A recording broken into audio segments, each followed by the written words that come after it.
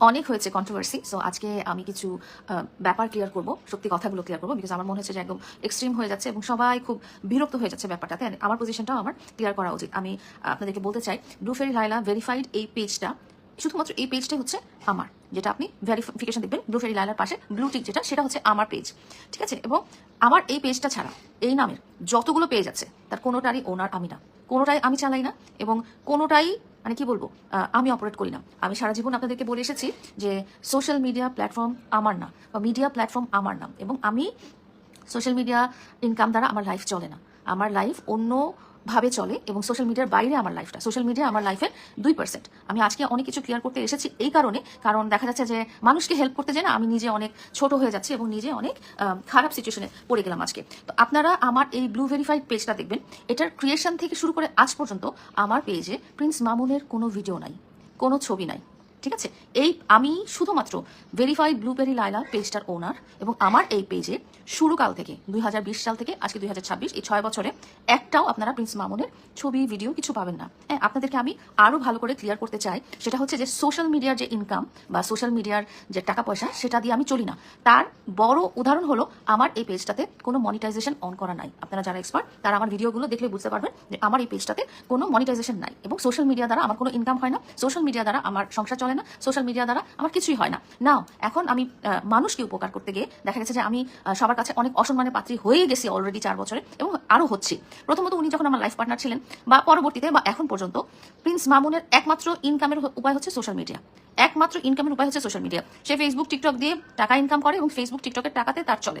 So এই একমাত্র ইনকামের উপায় ফেসবুকে যদি সে সাধারণ নর্মাল সব কন্টেন্ট ক্রিয়েটরদের মতো করে ভিডিও আপলোড করে, তাহলে তো আপনারা কোনো ইন্টারেস্ট পাবেন না, তাই না? তো তার ভিডিও রিচ এবং তার ভিডিওর যাতে মানুষের সাথে ভিউ হয়, সে নিজে কিন্তু একটা সংবাদ সম্মেলনে বলেছে সে লায়লার সাথে ভিউ ব্যবসা করেছে। আমি এই কথাটা কোট করে বলছি যে প্রিন্স মামুন গত 2 দিন আগে একটি সংবাদ সম্মেলনে বলেছে সে লায়লার সাথে ভিউ ব্যবসা করেছে। সো এই ভিউ ব্যবসাটা কথাটা একেবারে সত্যি। হ্যাঁ, তার ভিউয়ের দরকার আছে, কারণ সে ফেসবুকের টাকায়, টিকটকের টাকায় তার সংসার চালায়, তার জীবন চালায়, তার জীবন মাধ্যম চালায়। হ্যাঁ, মানুষের টাকা নেওয়া ছাড়াও এই ভিউ ব্যবসার জন্য সে আমার কাছে হেল্প চাইতে আসছে।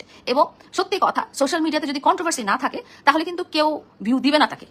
তার জীবনের একমাত্র কন্ট্রোভার্সি কিন্তু লায়লা। সে কিন্তু অনামিকা ঐশীর মতো বড় একটা ক্রিয়েটরের সাথে একটা কন্ট্রোভার্সিতে জড়িয়েছিল, এবং আরো অনেক মেয়েদের সাথে সে কন্ট্রোভার্সিতে জড়িয়েছে। সাক্ষীর সাথে ভিডিও করে কন্ট্রোভার্সি করতে চেয়েছে, বা ওমরের সাথে কন্ট্রোভার্সি করে জড়িয়েছে, অপুর সাথে কন্ট্রোভার্সি করে জড়িয়েছে। সত্যি কথা হচ্ছে অপু কিন্তু তার বন্ধু। অনলাইনে আপনারা যেটা দেখেন সেটা সত্যিকার জীবনে মানে বাস্তব সিনারিও না। অপুর সাথে যার যে মামুনের এত মারামারি কাটাকাটি, অপুর গ্রুপ মামুনের গ্রুপ হানাহানি, কিন্তু ওরা দুজন কিন্তু ফ্রেন্ড। তারা যদি টিকটকে জানতে ওরা দুজন এখন একসাথে লাইভ করতেছে, ওরা আগেও লাইকিতে একসাথে লাইভ করতো। যাদের জীবিকা এই ফেসবুকের মাধ্যমে, তারা এই কন্ট্রোভার্সি ক্রিয়েট করে, এবং এই কন্ট্রোভার্সির কারণে তাদের ভিডিওর ভিউ হয়, এবং এই কন্ট্রোভার্সির কারণে তাদের জীবন চলে।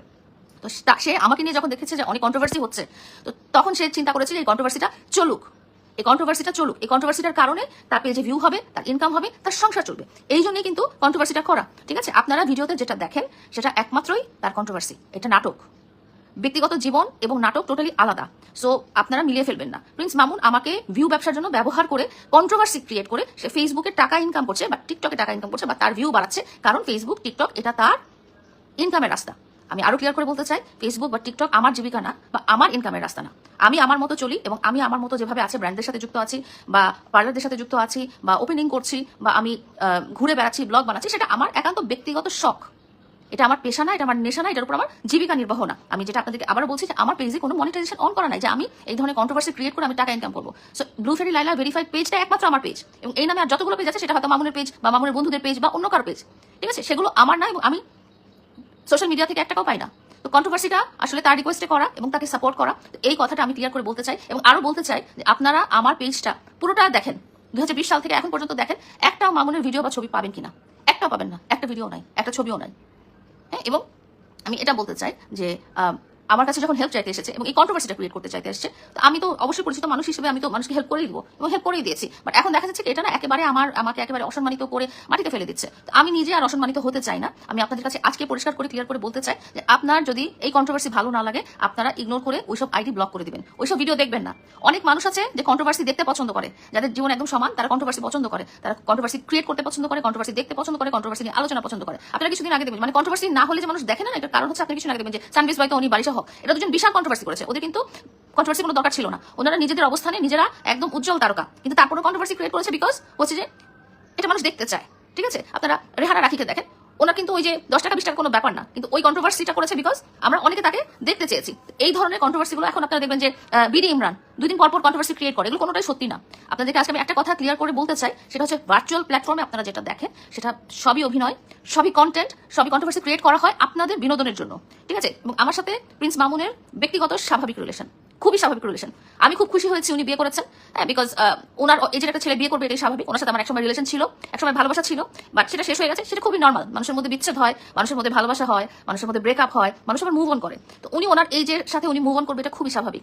প্রিন্স মামুনের বয়সের সাথে সে যে মুভ অন করবে, সে যে অন্য কারোর সাথে বিয়ে করবে, সেটা খুবই স্বাভাবিক, সেটা আমি মেনেই নিয়েছি। এবং তার সম্পর্কের কথা আমি আগে থেকেই জানতাম, এবং আমি এম হ্যাপি যে তারা সুন্দর করে সংসার করুক এবং তারা ভালো থাকুক। তাদের সাথে আমার যোগাযোগ হয়, তার সাথে আমার ব্যক্তিগত কিছু দ্বন্দ্ব আছে, টাকা পয়সা রিলেটেড এবং সম্পর্কের ডিসপিউট রিলেটেড কিছু দ্বন্দ্ব আছে, যেটা আমি ব্যক্তিগতভাবে মেটাচ্ছি। সেটা অনলাইন প্ল্যাটফর্মে এসে আমি বলে বেড়ানো প্রয়োজন মনে করছি না। কিন্তু আমি ফিল করেছি সে বা তার গ্রুপ এই দ্বন্দ্বটাকে কন্ট্রোভার্সি হিসেবে ক্রিয়েট করতে চাচ্ছে তাদের ভিউর জন্য। বাট আমার এখন মনে হয়েছে যে আমার সাথে যেহেতু তার ব্যক্তিগত দ্বন্দ্ব ওই ব্যক্তিগত পর্যায়ে আছে, এটা আর সামনে আনার দরকার নেই। তো আমি রিকোয়েস্ট করবো, এতদিন যা হয়েছে হয়েছে, এগুলো পুরোনো ভিডিও হয়তো অন্য পেজে আপনারা দেখছেন, আমার পেজে না। তো অন্য পেজগুলো আপনারা জাস্ট ব্লক করে দিবেন।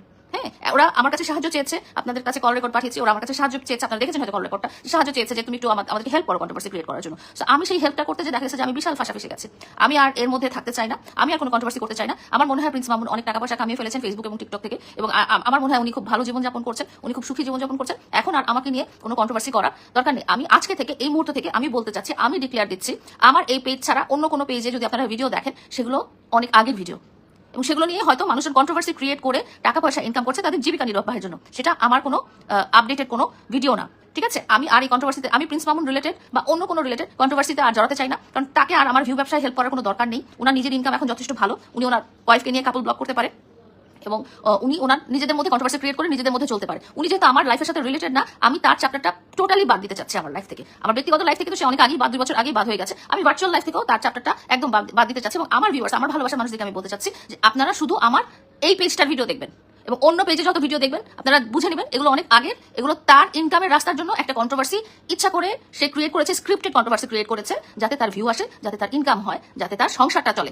তো এখন যেহেতু তার একজন ওয়াইফ আছে, এবং যেহেতু সে তার ওয়াইফকে সোশ্যাল মিডিয়াতে নিয়েই আসছে, সো কন্ট্রোভার্সির জন্য আমার সাথে কন্ট্রোভার্সি ক্রিয়েট করার দরকার নাই। আমি পরিষ্কার করে আজকে এই কথাটা বলতে চাই। আমার যারা ভালোবাসার মানুষ আছে, আমার যারা দর্শক আছেন, আমাকে যারা পছন্দ করে, তারা এই জিনিসটা ক্লিয়ারলি বুঝে নেবেন যে ব্লু ফেরি লাইলা ভেরিফাইড এই ফেসবুক আইডিটা বা টিকটক আইডিটা বা ইনস্টাগ্রাম আইডিটা বা ইউটিউব চ্যানেলটা, যেখানে প্রিন্স মামুনের একটা ভিডিও একটা ছবিও নাই, এটাই আমার অরিজিনাল আইডি, এবং এই একমাত্র আইডিতেই আমি চলি, এবং এই একমাত্র আইডিতে আমার কোনো মনিটাইজেশন অন করা নেই, কারণ আমি সোশ্যাল মিডিয়া প্ল্যাটফর্মে ইনকামে চলি না বা জীবিকা নির্বাহ করি না।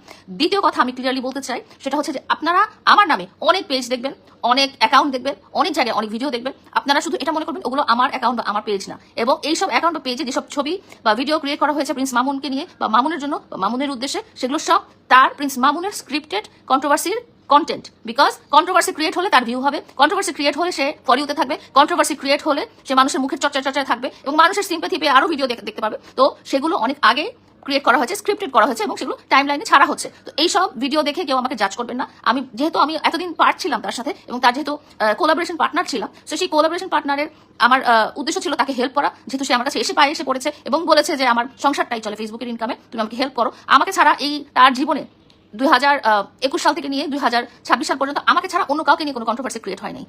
আমাকে ছাড়া অন্য কাউকে নিয়ে সে হাইলাইটেড হয় নাই। হ্যাঁ, তার আগে সে ওমরকে নিয়ে হয়েছে, অপুকে নিয়ে হয়েছে, হ্যাঁ, এবং অন্য কোনো মেয়েদের সাথে যে সে অনেক কিছুই করে বেরিয়েছে বা অনেক ভিডিও করে বেরিয়েছে, হ্যাঁ, সেগুলো নিয়েও কিন্তু তাকে নিয়ে কোনো কন্ট্রোভার্সি হয় না। লাইলাকে নিয়ে কন্ট্রোভার্সি হয়েছে দেখি সে লাইলাকে ব্যবহার করতে চেয়েছে তার ইনকামের উদ্দেশ্যে। তার ইনকামের পথ খুলে দিতে আমি মানুষের কাছে অনেক ছোট হয়ে গেছি। তার ইনকামের পথ খুলে দিতে আমি মানুষের কাছে অসম্মানের পাত্রী হয়ে গেছি।